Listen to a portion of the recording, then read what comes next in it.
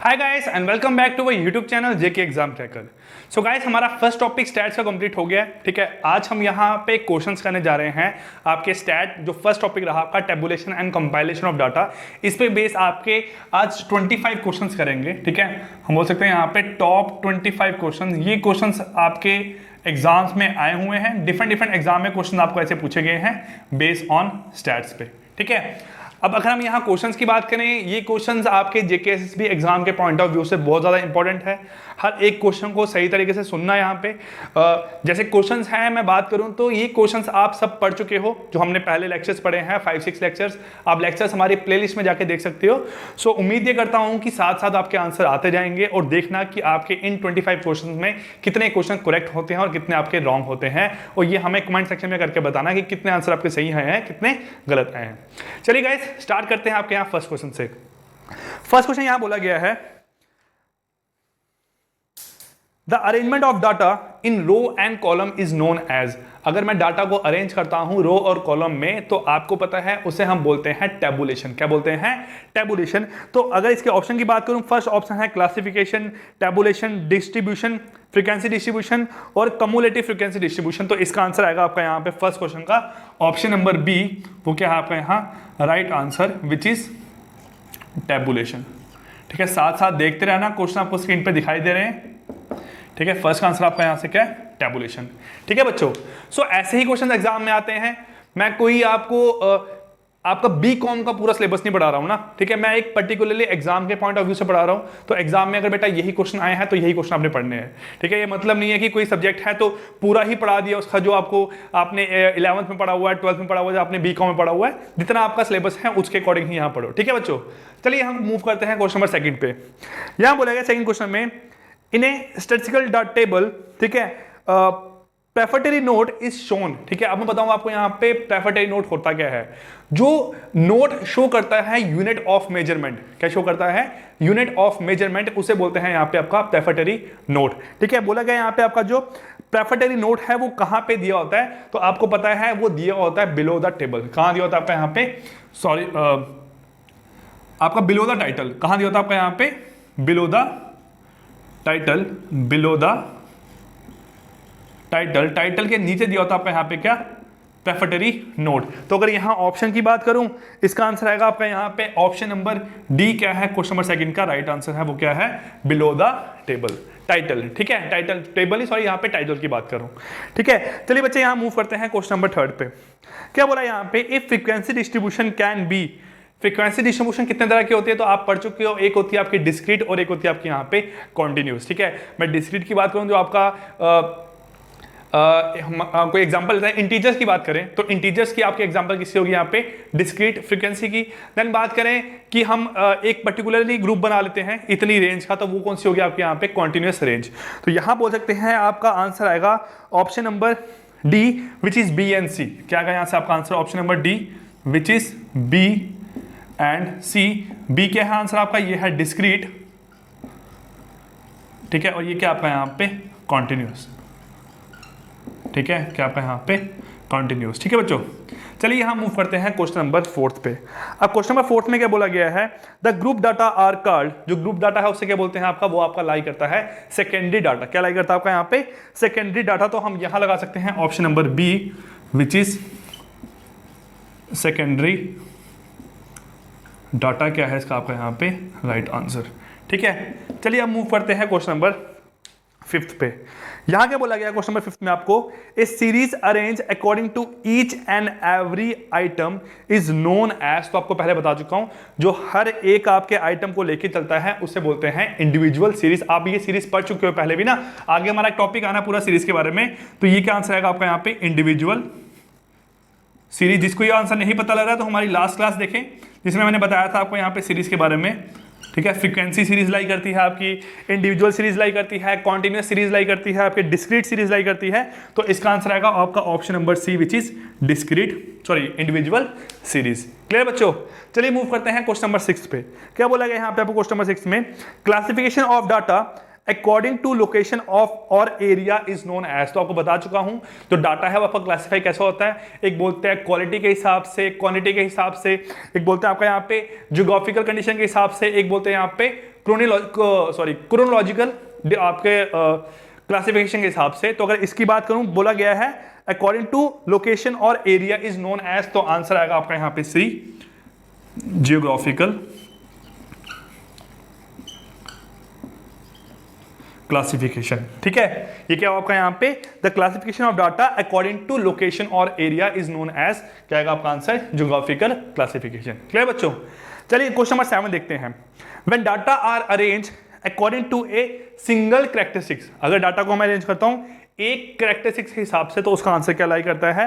मैं बात करूं अगर एक ही कैरेक्टरिस्टिक वहां लेके चलनी है, तो वो आपका रहता है सिंपल डाटा। क्या रहता है आपका यहाँ पे, सिंपल डाटा। यहां क्वेश्चन नंबर 7 की बात करूं, ऑप्शन नंबर डी, वो क्या आएगा आपका यहाँ पे, सिंपल डाटा। क्या आएगा यहां से आपका, सिंपल डाटा, या बोल सकता हूं सिंपल क्लासिफिकेशन। क्लियर? चलिए गाइस, ये हो गया आपके यहाँ पे क्वेश्चन नंबर 7 तक। अब मूव करते हैं क्वेश्चन नंबर 8 पे। क्वेश्चन नंबर 8 में क्या बोला गया है, इसको नोट कर लेना अपनी कॉपी पे। ठीक है, schedule is a list of questions which is filled in by dash while questionnaire is filled in by dash themselves. तो यहां बोला गया है जो आपका शेड्यूल लाई करता है, जिसमें क्या करते हैं हम मेल के थ्रू क्वेश्चन लेते हैं, वो आपने पढ़ा था हमारे पास मेल्ड क्वेश्चनरी में। लेकिन शेड्यूल में हमने क्या पढ़ा था कि जो डाटा है, ठीक है, कलेक्ट करने के लिए पर्सन जाता है वहां पे डाटा कलेक्ट करने को ना। ठीक है, कोई एक पर्सन, एक ग्रुप ऑफ टीम बनाई जाती है, वो हर एक घर जाके डाटा को कलेक्ट करती है। ये आपको बताया मैंने पहले।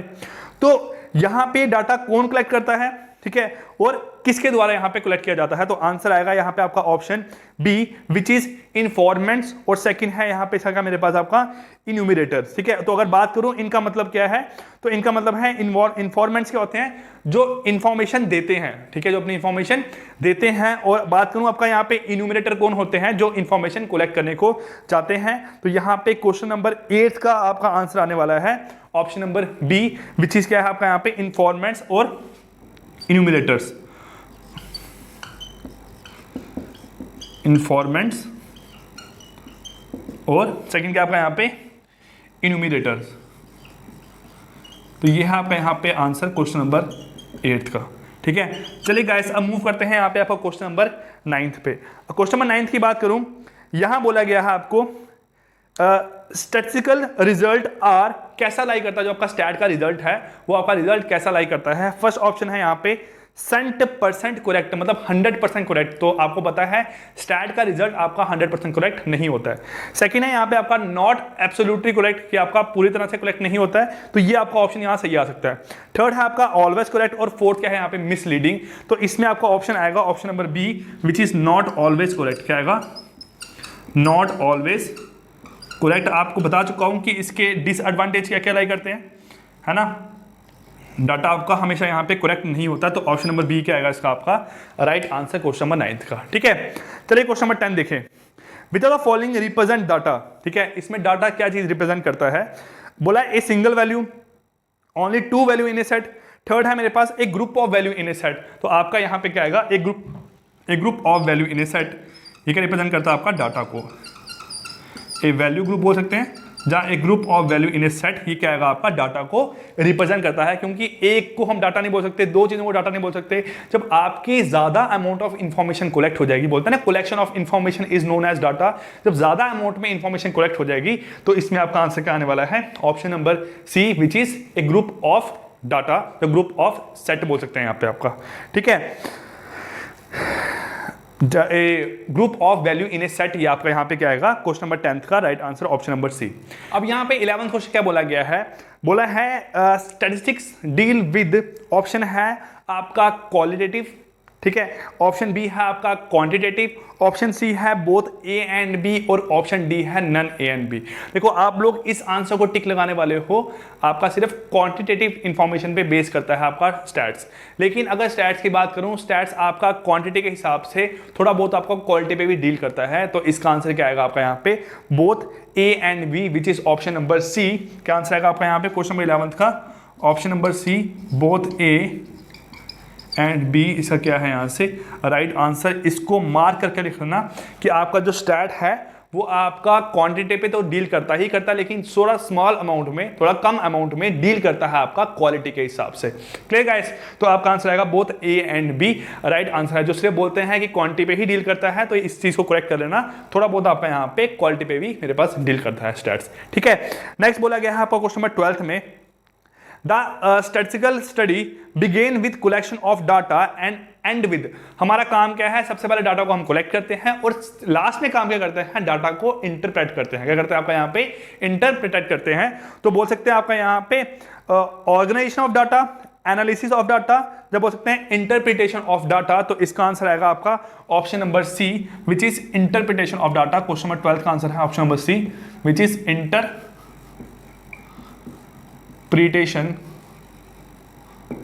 Interpretation of data. ये आपका यहां से गाइस क्वेश्चन नंबर 12। ठीक है, चलिए एक बार मूव करते हैं क्वेश्चन नंबर 13 पे। क्या बोला गया है? ए डिस्क्रीट वेरिएबल कैन बी। तो डिस्क्रीट वेरिएबल कैसा लाई करता है? ये आपका फर्स्ट ऑप्शन है फाइनाइट, इनफाइनाइट, थर्ड ऑप्शन है बोथ ए एंड बी, और फोर्थ है नन ऑफ दिस। तो इसका आंसर आएगा बोथ ए एंड बी। जो आपका डिस्क्रीट आपका वेरिएबल लाई करता है उसमें क्या है आपका फाइनाइट और इनफाइनाइट दोनों डाटा लाई कर सकते हैं, वो क्या आपका बोथ ए एंड बी। ठीक है गाइस, चलिए क्वेश्चन नंबर 14 देखते हैं। क्या बोला है क्वेश्चन नंबर 14 में? A height of a person in a country is a random variable of which type. जो हाइट ऑफ ए पर्सन है किसी कंट्री में, वो कैसा रैंडम वेरिएबल है? तो हम बोल सकते हैं कॉन्टिन्यूअस रैंडम वेरिएबल। कैसा आपका यहाँ पे? Continuous random variable. तो आपको बता चुका हूं रैंडम वेरिएबल दो तरह के होते हैं, एक होता है डिस्क्रीट और एक होता है आपका यहाँ पे कॉन्टिन्यूअस। तो इसका आंसर क्या आएगा आपका यहाँ पे? Continuous random variable which is option number B. वो क्या है आपका? कॉन्टिन्यूअस रैंडम, बोलो कॉन्टिन्यूअस रैंडम वेरिएट। ये आपका क्वेश्चन नंबर 14 का राइट आंसर आएगा। ठीक है गाइस, चलिए अब देखते हैं क्वेश्चन नंबर 15 क्या है। क्वेश्चन नंबर 15 क्या बोला गया है? Statistical data are collected for, first है आपका यहाँ पे collecting data without any purpose, a given purpose, any purpose. तो आपको हमेशा जो स्टार्ट करना है वो किसी पर्पस के लिए करना होता है। तो इसका आंसर आएगा आपका यहाँ पे option B for a given purpose. क्या आएगा? Option B for a given purpose. हम किसी पर्पस के बिना क्यों कोई काम करेंगे ना, तो आपका जो स्टैट है वो हमेशा पर्पस को लेके ही चलता है। ये आपका आंसर आएगा यहाँ पे option number B, question number 15। अब देखते हैं यहाँ पे क्वेश्चन नंबर 16 पे क्या बोला गया। बोला है फादर ऑफ स्टैट्स कौन है? ठीक है, फादर ऑफ स्टैट की अगर बात करूं तो आपको बता चुका हूं जो रोनाल्ड फिशर थे वो कौन थे आपके फादर ऑफ स्टैट। तो आपका क्वेश्चन नंबर यहाँ 16 का आंसर क्या आएगा आपका? रोनाल्ड फिशर कौन थे आपके यहाँ पे? फादर ऑफ स्टैट कहलाए जाते हैं रोनाल्ड फिशर। तो आपके ऑप्शन की बात करूं तो यहाँ पे फर्स्ट ऑप्शन है सर रोनाल्ड फिशर, सेकंड आपका यहाँ पे गॉडफ्राइड, थर्ड आपका यहाँ पे एल बोली, और फोर्थ आपका यहाँ पे एमजी कैनलवाल। ठीक है, तो अगर मैं आपकी बात करूं यहाँ पे आंसर है आपका option number A which is Ronald Fisher. अगर बात करूं गॉडफ्राइड की, सो गाइस जो आपका गॉडफ्राइड है वो कौन था? वो था आपका जिसने स्टैट की टर्म दी थी। तो यहाँ पे नोट कर लो कि स्टैट की टर्म किसने दी थी, तो आपका आंसर आएगा यहाँ पे गॉडफ्राइड। कौन सा आंसर आएगा आपका यहाँ पे? गॉडफ्राइड। ठीक है, ये टर्म याद कर लो गॉडफ्राइड। ठीक है, आर्चन वॉल कौन था जिसने स्टैट की टर्म दी थी? ठीक है, और सेकंड है आपका यहाँ पे जो स्टैट का फादर कहलाया जाता है उसे बोलते हैं आपका सर रोनाल्ड फिशर। ठीक है गाइस, अब चलिए यहाँ पे क्वेश्चन नंबर 17 क्या बोला गया है? यहाँ बोला गया है numerical data present in descriptive form are called. जो न्यूमेरिकल डाटा है अगर उसको डिस्क्रिप्टिव फॉर्म में रिप्रेजेंट करना है तो नोट कर लो उसे बोलते हैं textual presentation of data. Textual presentation of data, the textual representation of data. तो यहाँ इसका आंसर आएगा आपका ऑप्शन नंबर डी। क्या है आपके क्वेश्चन नंबर 17 का राइट आंसर है। गाइस क्वेश्चन अगर आसान लग रहे हैं तो ठीक है भाई, पढ़ा है आपने तभी आसान लग रहे हैं, और ऐसे ही क्वेश्चन एग्जाम में आने हैं ना, मैं कोई नए क्वेश्चन पैदा नहीं कर सकता हूं। जो बुक्स हैं 3-4 बुक्स हैं उन्होंने हर बुक पे वही क्वेश्चन है सेम टू सेम ना। क्यों है? क्योंकि गाइस क्वेश्चन ही यही अराइज होते हैं टॉपिक से, कोई नए टॉपिक कोई नए क्वेश्चन नहीं बना सकते यहाँ से ना। सो इसलिए ये मत सोचना कि यहां से कॉपी किए हैं क्वेश्चन, वहां से कॉपी किए हैं। आप इंटरनेट पे सर्च करोगे तब भी यही क्वेश्चन मिलेंगे, आप कोई बुक परचेज करोगे वहां से भी यही क्वेश्चन मिलेंगे। 3-4 बुक्स हैं आपकी मार्केट में अवेलेबल, चारों बुक्स पे आपको यही क्वेश्चन मिलेंगे। आप कॉमर्स की बुक उठाओगे बैकग्राउंड की तब भी आपको यही क्वेश्चन मिलने वाले हैं। सो इसलिए इस डाउट में मत रहो, जो टीचर पढ़ाता है उसकी वैल्यू करो कि वो आपको कम से कम नॉलेज दे रहा है। ठीक है, ये मत सोच के चलो कि यार हमें वही चीजें पढ़ाई जा रही है जो बुक्स में अवेलेबल है, तो सारी चीजें बुक्स में ही है ना, अगर सारी चीज बुक्स में ही है तो आप बुक से ही पढ़ लो।